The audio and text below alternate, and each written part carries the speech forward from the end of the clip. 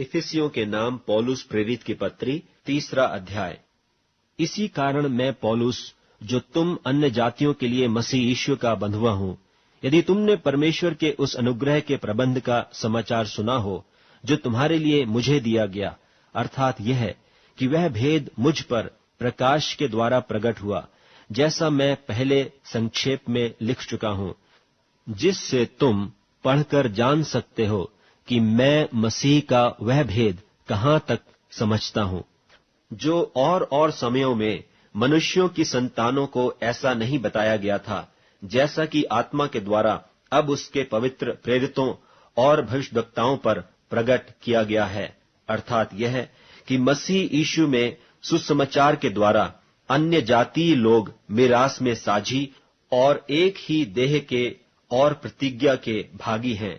और मैं परमेश्वर के अनुग्रह के उस दान के अनुसार जो उसकी सामर्थ के प्रभाव के अनुसार मुझे दिया गया, उस सुसमाचार का सेवक बना। मुझ पर, जो सब पवित्र लोगों में से छोटे से भी छोटा हूं, यह अनुग्रह हुआ कि मैं अन्य जातियों को मसीह के अगम्य धन का सुसमाचार सुनाऊं,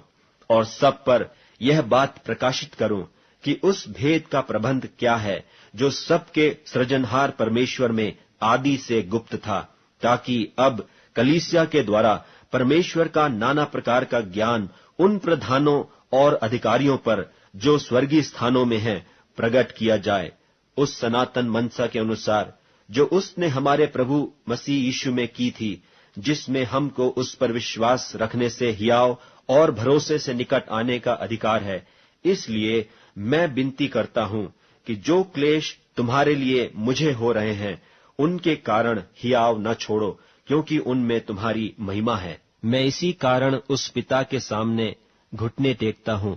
जिससे स्वर्ग और पृथ्वी पर हर एक घराने का नाम रखा जाता है,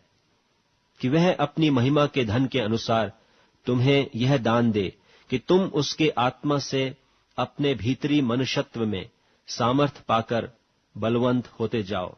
और विश्वास के द्वारा मसीह तुम्हारे हृदय में बसे, कि तुम प्रेम में जड़ पकड़कर और नेव डालकर सब पवित्र लोगों के साथ भली भांति समझने की शक्ति पाओ कि उसकी चौड़ाई और लंबाई और ऊंचाई और गहराई कितनी है, और मसीह के उस प्रेम को जान सको जो ज्ञान से परे है, कि तुम परमेश्वर की सारी भरपूरी तक परिपूर्ण हो जाओ।